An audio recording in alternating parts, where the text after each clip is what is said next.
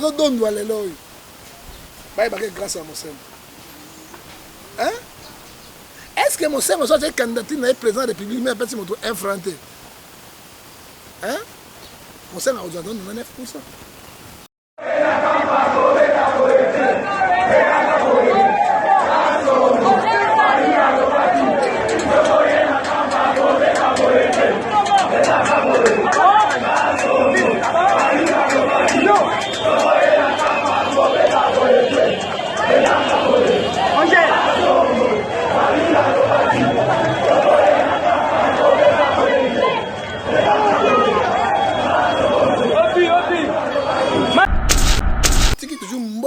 Congo démocratique mboka ba médiocre na boko na yo mokolo médiocre akei mais ba médiocre musu batika lebele parce que rien ne marche.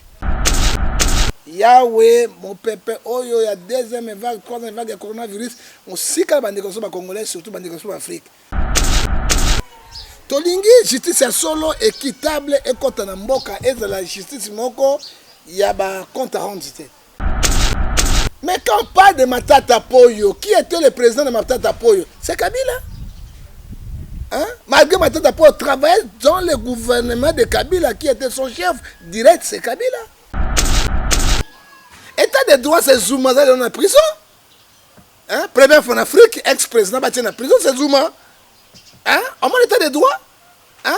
Alors, quand vous convoquez Matata Poyo, et Matata Poyo a juré ceci. Lui n'est pas Jésus-Christ pour protéger les gens, il va dire la vérité. Et là, quand on a dit que ça va tuer belé dans la République, et qu'on pense à mon potou, il y a grave. C'est pour ça que on va gérer.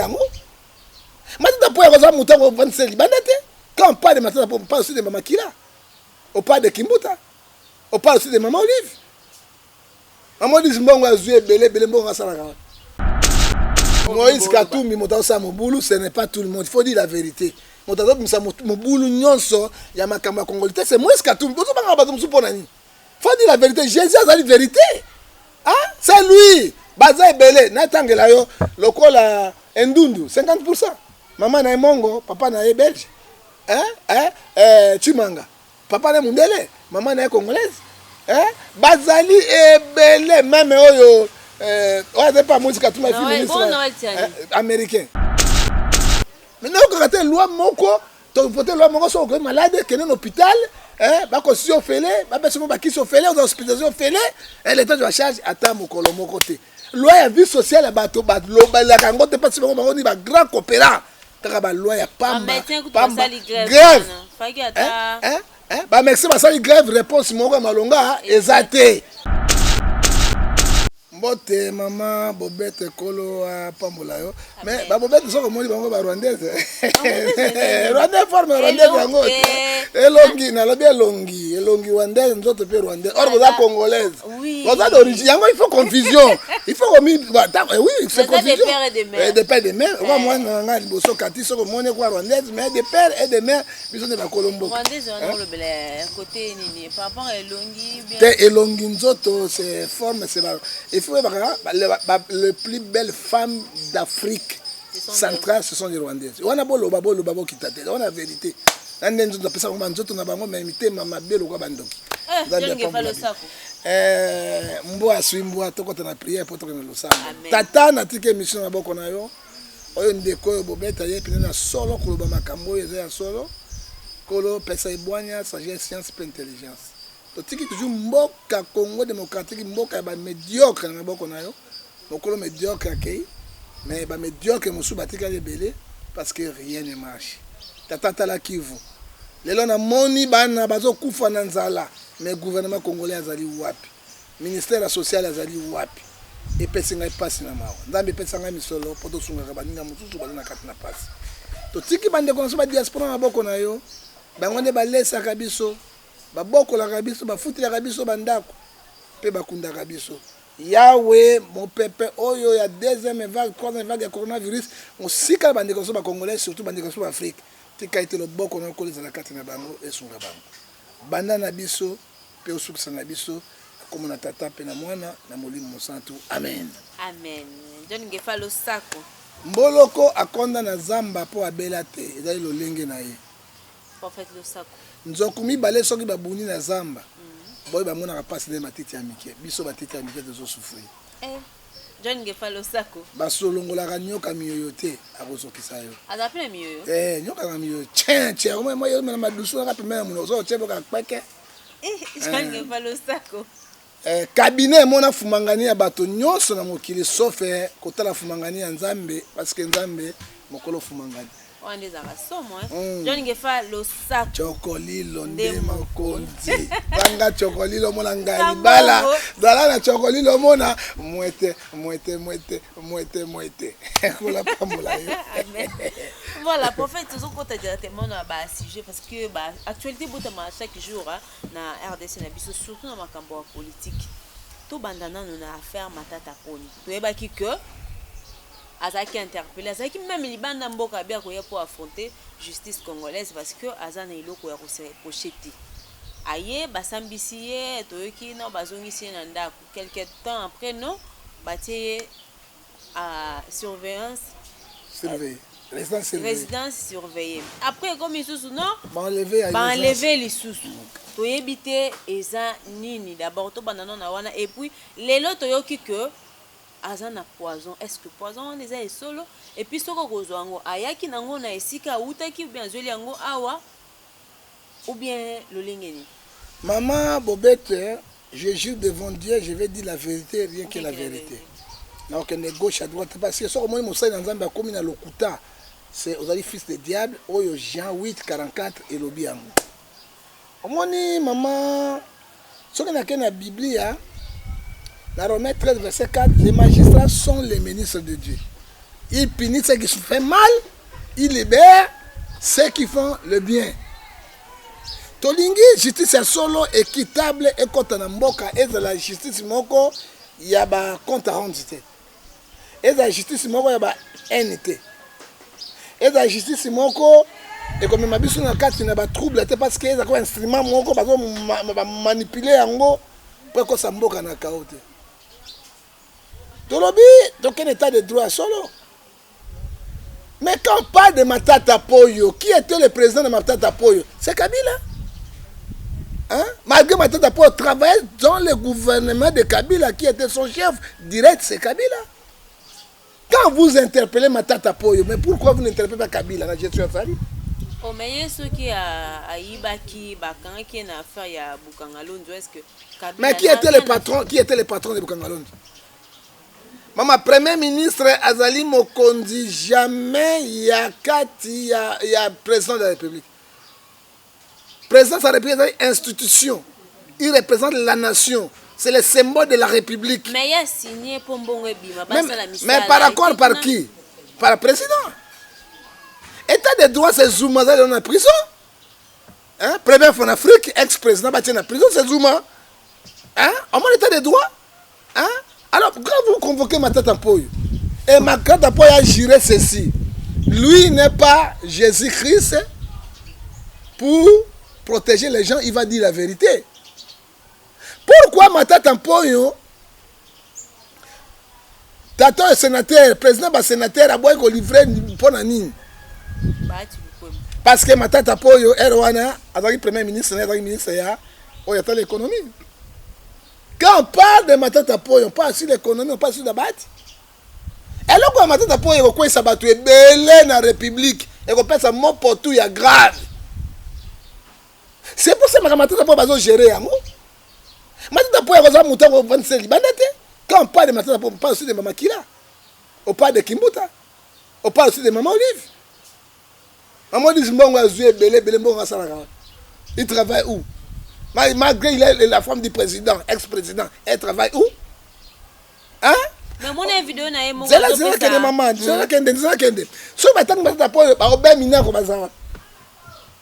Hein?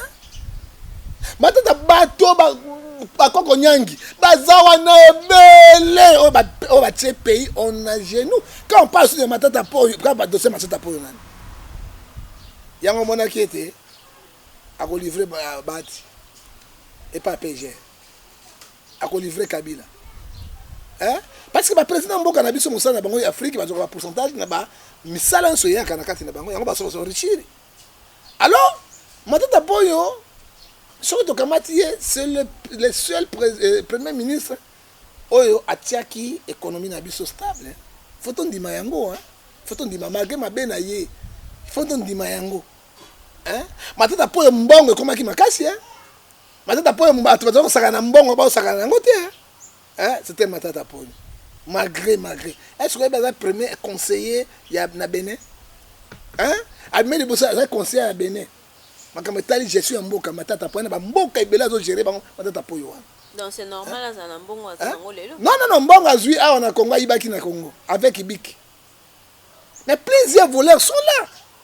Hein? Pourquoi toujours interpréter comme Matata poyo et pourtant commanditaire na yé Kabila Zali, bon benga Kabila ce sont qui état de droit solo, c'est justifié. À part la crise la vol économique. Mais ma mort d'homme. État de droit mort d'homme. Batomine ba chebe ba kufa ba matungulu ba rosimo kendi ba bazana o ba ebele ba saccage bango mais il est tranquille avec un grand moto ils sont et on a bien un état de droit. Ça cause na boloko lelo en France. Hein? Yango moi Matata po tango ba kende ki résidence civile ba résidence civile ba otina matkala boloko na makala. Mais après yango ba enlever yango batikiye il est maintenant libre. Si manango oh ba poisonner nga oui ba bi awa nyama zo tambola. Nyama ngo nde poison ya makasi. So la ba poison ba kotika ngai yango monete Matata po otuni motuna eta otaki nango kuna to Matata po azo ba boy azui poison tango ba benga ki la justice. C'est ça, le clair. Faut le ba vérité. Justice a benga ki tango ba interpeller ba micro na ye nde azui poison. C'est que Matata po vous dire.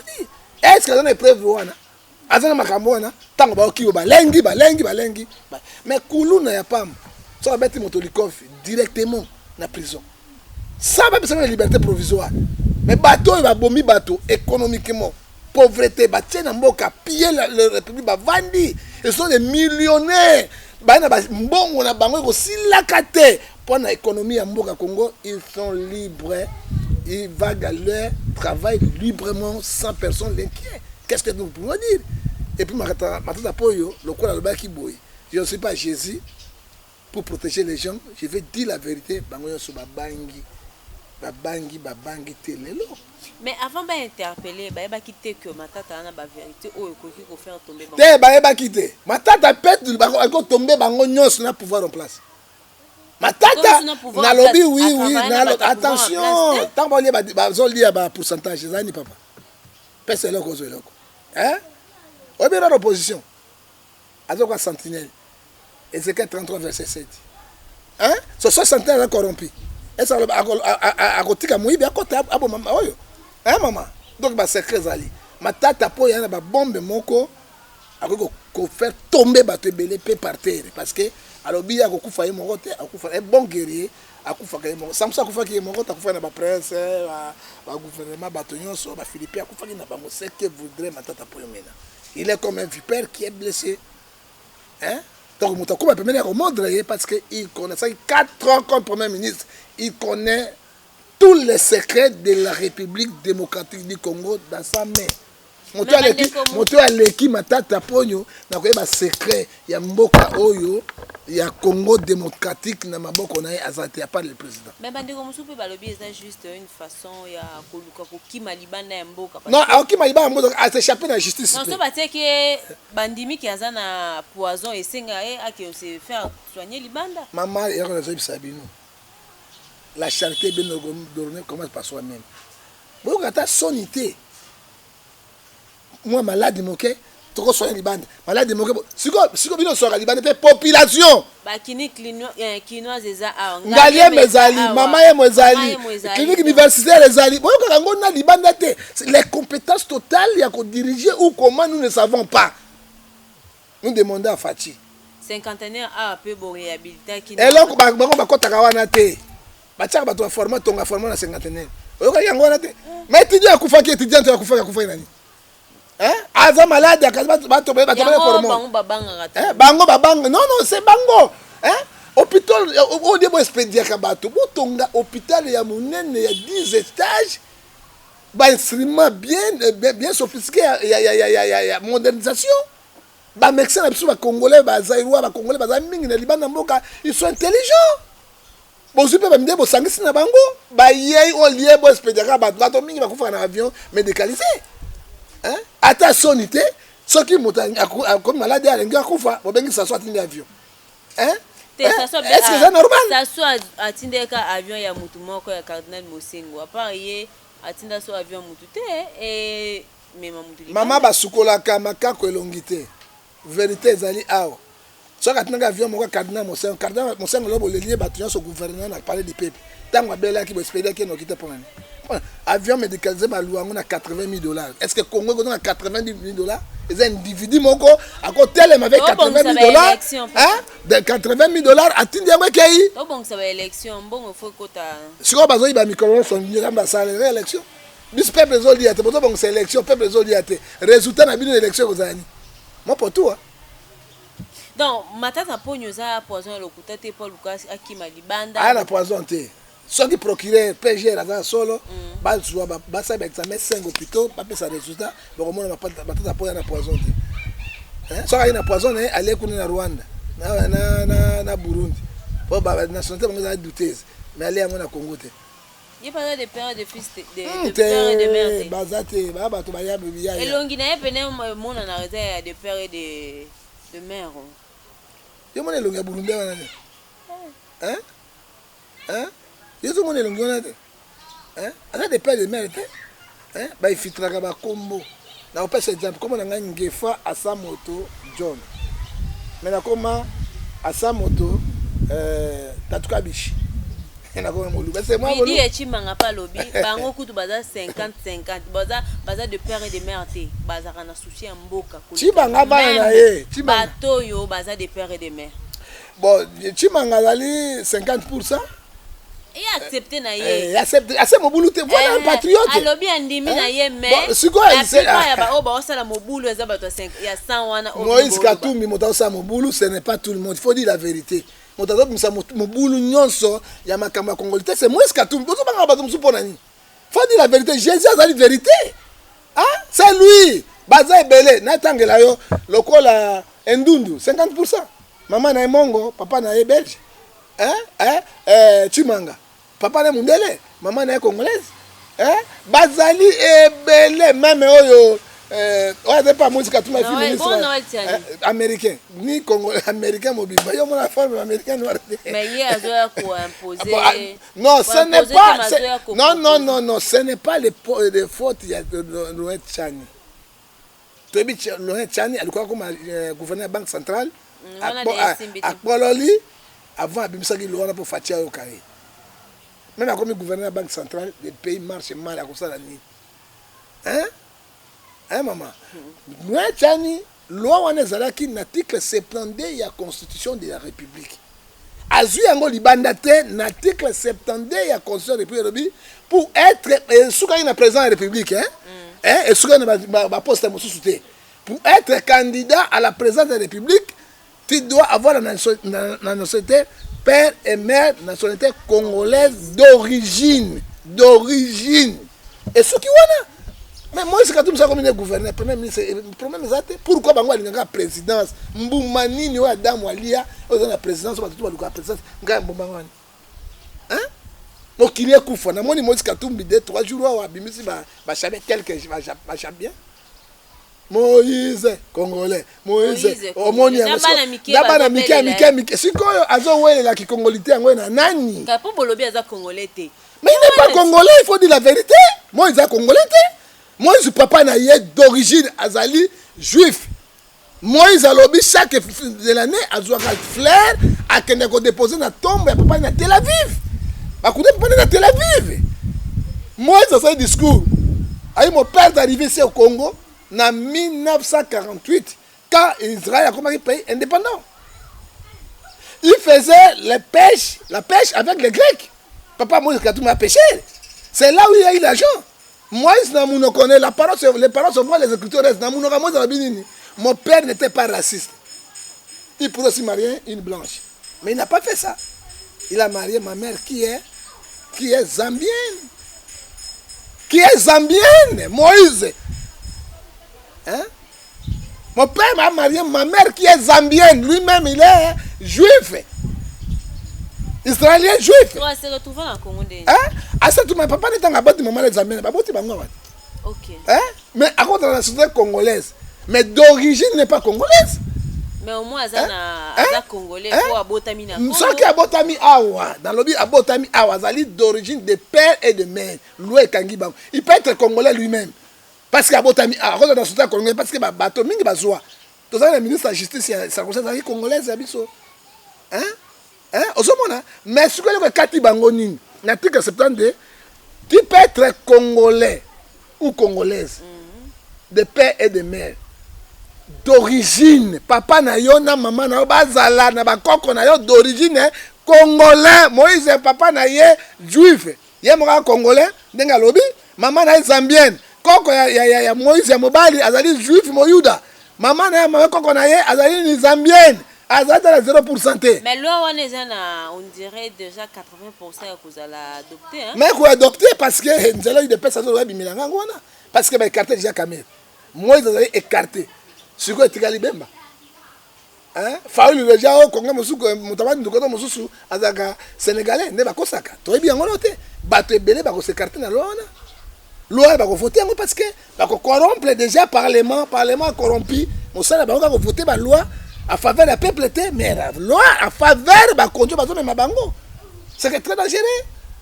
Hein? Très dangereux. Hein? Ozomona. Siko loi na e ko kanga pe maman Olive. Pour Kabila azarane mutambo côté. Hein?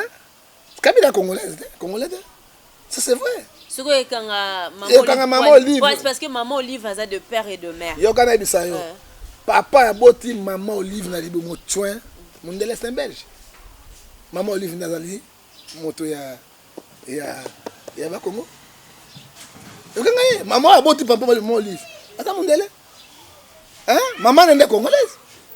Hein? Donc il ne faut pas maman lui faire écarter parce que maman lui sera à liba à relier bango yonso. Maman lui fait écarter. Hein?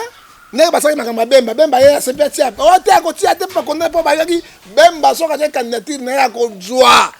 Ba fait écarter malembe ka na partement. Papa de père et de mère, te papa na on dit. Non, bemba papa aboti azali otobengi portugais. Maman aboti bemba azali ngwaka. Non, il y a ça, tu vas voter, on y est pas déjà écarté. Non, il y a écarté, attention, c'est là d'ailleurs. Il y a Zali Ngwaka. Maman a boti Bemba, papa n'est congolais, papa n'est congolaise. Bah, qu'on doit 50%, il y a. Il y a maman, bah, sur 50%, il y a papa. Bah, ça c'est un Bemba, Zali 100% congolais. Donc, il y a mathématiques. Mais mathématiques, bah, du père de mère, ok, comme il y a mathématiques. Parce que loi, il n'y a pas de Bemba. Parce que papa boti Bemba Jano Gombo, hein, azali portugais. Maman est congolaise. Hein? Bah 50% ya papa, bah 50% ya maman. Et ça nini 100% à l'équipe et comme mathématiques. Bah toi bah mingi ba kokpo lolo. Comme le roi match hein. RDC ça vaut les gars, faut si ma pas bien habillé. Et pas bien habillé qui va calculer RDC match yango ki mito ba to pété. Sur le yenge côté. Hein? Parce que c'est pas normal. Bah, la présidence de la République, loi la président. Mais institution yoso, ben nous ne pas ça la cavate. Bah ça va ministre bah dès qu'on a biso un vrai conseiller président, c'est Timanga. Bah ça là, bah ça tout le monde c'est non frère. Et alors il personne bah ndeko bazaka ba Congo nationalité à 50%, bazaka bolingo Congo, ko le kabiso mo ba congolais pour biso miyibi motema mabe. Voilà, tout ce qui a idée à la proposition de loi, lobby de Konabiso Daniel Mbao a ça qui déposition il y a proposition de loi Oyo a fixé ba prix à dot selon yé. Mais lobby est ce qui on a tes ans marambo belé au ba faut batanga par rapport à proposition de loi on les a dot té. Maman. Na ba biso là ko mongo ba tiaki banda ko na Kinshasa l'état congolais 3 mois garantie. Est-ce que l'État a moi sombre qui va te bandako? Est-ce que Simba et Simba te? Na lo va voter à moi Simba na tout ko voter le bel côté. Est-ce que Simba maman? Les gens regardent 10 mois. Oui mois. Gardez à 10 mois na pesa bino. Maman bazo sopela mai na mokongo ya koba. balwa ya pamba wana ozomona esimba te qu'on appelle ce exemple ya mibale ya lobi awa na Kinshasa c'est $500 na Équateur na ba province 250 $. 200 est-ce que ya abotela bato bana ayebi kobokola bana basi par rapport à bana mibali nde bazali vrai simple par rapport à bana basi tani mwana nata une classe te licencié sikoyo c'est ça si classe osali bota mosusu bayeli yo $500 na $500 wana mbongo mpe ezalaka masu mpasi bakotoke mbongo kolia wana koyemba bakilo wana ekoma makambo so wana sikoyo bato batikanga bakopamba yango mwana bakokendaka kobota te se bato bakokendaka koyimayima omwa moto atata mwa $10 mifuku yango nini efungwama balwa mosusu ezali ya koprovoka baparent te ozomona tolobi libala eza symbole mais le monde évolue bon yo komisa bana ba commerce non nakomisa bana commerce te est-ce que bi kamera abalaki kamida combien 500 vaches obi vache monga na vzala combien $500 calculé fois 50 vaches c'est combien coûtant combien à part mbongo ya maboko na biloko 500 vaches 50 vaches je crois 50 vaches vache monga na combien $500 600 700 fois 50 vaches ça fait combien à part d'autres ça dit quoi ils allaient commerce mais quand même bato ba boko lipe bana na bango na pasi tanga zokende hein bon batata mwasi batikata mwa eloko muke motema na bango ekita parce que totekaka bana te mais koya koimpose bato na batel loi ya pelenge ndu ya poloso ya pesaka loi ya peuple te baloi na bango ezalaka na avantage ya peuple te loi ya parlement bando ya bango ekotawa kaka donc loi contre la population maintenant okaka te loi moko tovote loi moko soki okoki malade kende na hôpital bakosi ofele bapesi mo bakisi ofele oza hospitalisation ofele l'état de la charge ata mokolo moko te loi ya vie sociale ya bato balobalaka yango te mpasi bango ni bagrand coopérant kaka baloi ya pamba grève bamédecin basali grève réponse moko ya malonga eza te kaka babimaka na baloi na bango baparlement moko oyo omonaka bacorrompi du monde bozela bajipi na bino bozela ba $20 botushaka mais peuple azotouche $60 tokomona na 2023 bokobolololo bokomela mai na poso ya nguba bokokaseba na poso ya nguba bokozinda bokobolololo ka baloi ezozokusa bato nous ne refusons pas lelo so bali mwana oto na $2000 to $1500 lokwa conjointe ya biso sociale ezalaka te bon tokata ta $500 tolambela bakilo 5 elongo etekali nini sikoyo babila kosala mike tokasata $200 tosala parce que mwana biso ayoka soni te tokati botika tona $700 yaka $500 yango te ntango botikali na yango obanda okabola kota bopere bomere bokozwani libala ya kongo ezalaka yango ofele ata abali na $2000 ezali yango ofele kamere nde abali yo oyo abali yo kamere nani abali yo mwana Tshisekedi ezalaka nango ofele mais oyo akokisa $500 andoki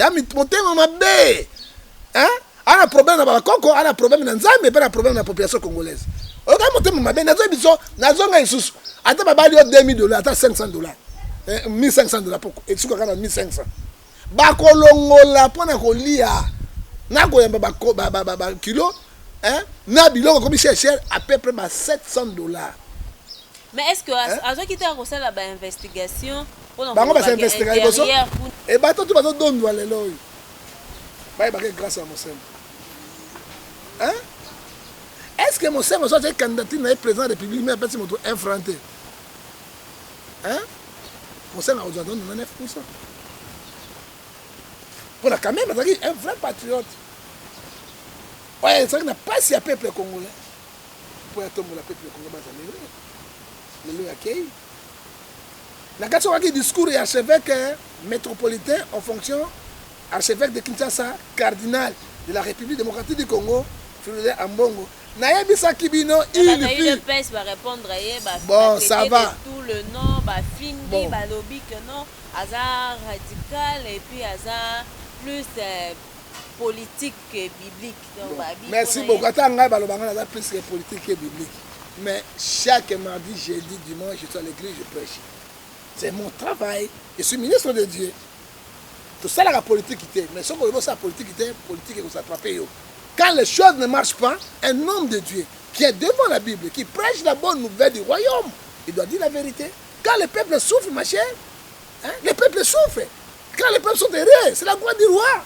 C'est Proverbe 14, verset 28. Hein?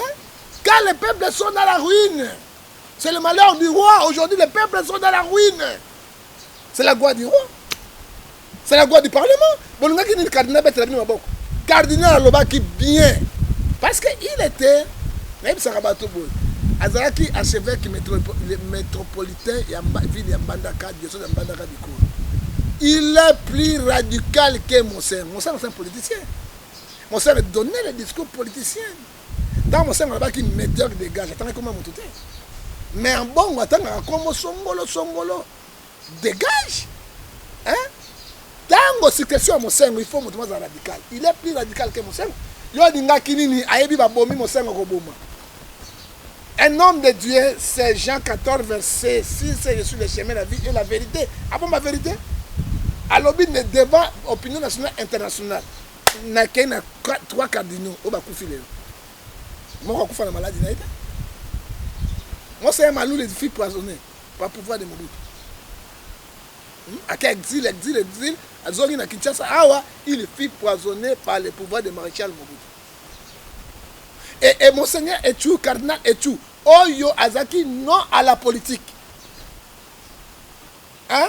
Mais il fut aussi empoisonné. Parce que prêtre naïe, et Monseigneur Etu, cardinal Etu, il fut aussi évêque métropolitain à Mbandaka.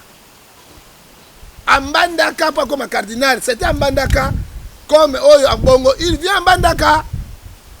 Hein? Babomien na poison. Corps de la cathédrale. Lelo Mosengo a koufi kaka na poison. Mosengo a koufi na poison. Aucun cardinal na mboka na biso a koufi na malade, a commis vieux, mais 81 ans. On n'est pas illusion parce que cardinal Mosengo a kola qui peut déjà maman eloko nini ozoloba. Na makasité c'est normal zamba benga ya pema. 81 ans eza mukete. Ah wana vie maman 81 ans mukete. Ah, azaki muto mwa munene azaki mukete. Baate na mbula bona.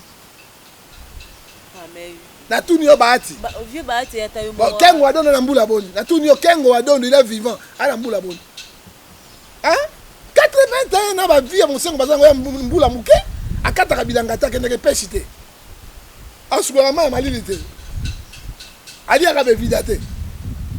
Ali akabe tout bio na bio. Bon évident rabio. Liwate.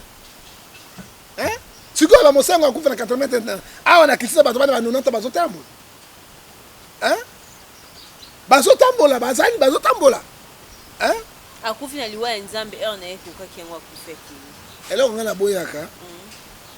Avant qu'on le balikambo, faut ça d'investigation. Quand tu es congolais, tu es congolaise, faut en parler à Congo. Mosengo a couvert na liwa nzambe ndenge parce que Mosengo tanga kepa ya Kabila. Le 4 janvier, bazo sala mensi awa. Na mona ki shadari te, na mona ko yangi te. Na ebita ceux qui muta yaki, na moni bango tuna kingakati. C'est Mosengo qui faisait la messe. Hein? Mosengo na messe, Mosengo na kalobi nini? Prions pour le président de la République Joseph Kabila avec sa jumelle.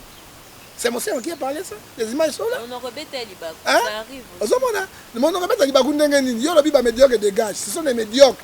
Ok, ce n'est pas médiocre,